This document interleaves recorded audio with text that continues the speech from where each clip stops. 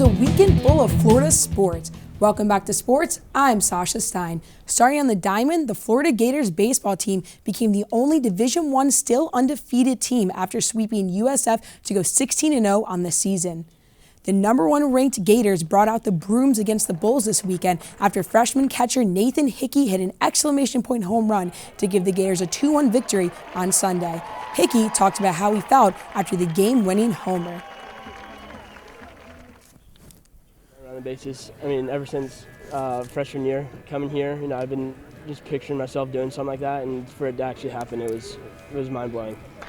Next up for the Gators is a matchup against state rivals FSU Tuesday at 6:30. Staying on the diamond, #7 ranked Florida softball also completed the sweep after defeating Auburn 11-0 on Sunday. Florida scored 8 runs on 7 hits and 3 walks in 1 inning to propel them to victory. With this game, Riley Trelek also became the first freshman pitcher in program history to record consecutive complete shutouts in their first 2 starts against SEC competition. Gator coach Tim Mullen talked about her accomplishments.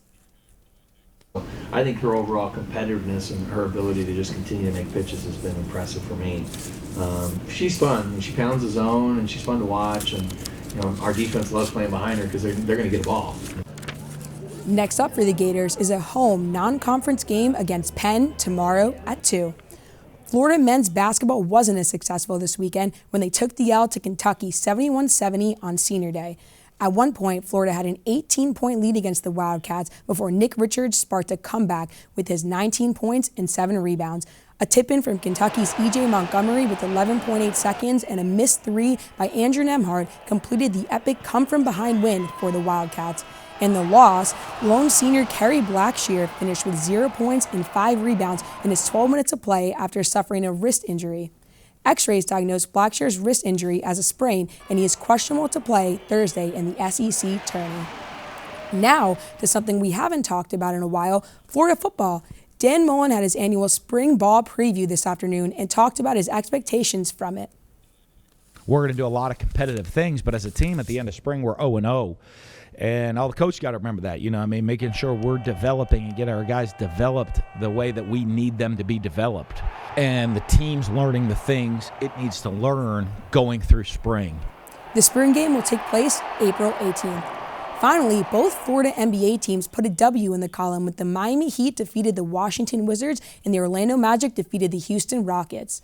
The Heat saw success on the road, defeating the Wizards 100-89 thanks to a 25-6 run to close the game out. Bam Adebayo finished off with a 27-point and 14-rebound game, while Duncan Robinson made 7 three-pointers and also finished with 27 points. The Orlando Magic were also victorious after defeating James Harden and the Houston Rockets in blowout fashion, 126-106. DJ Augustine finished the game with a team-high 24 points.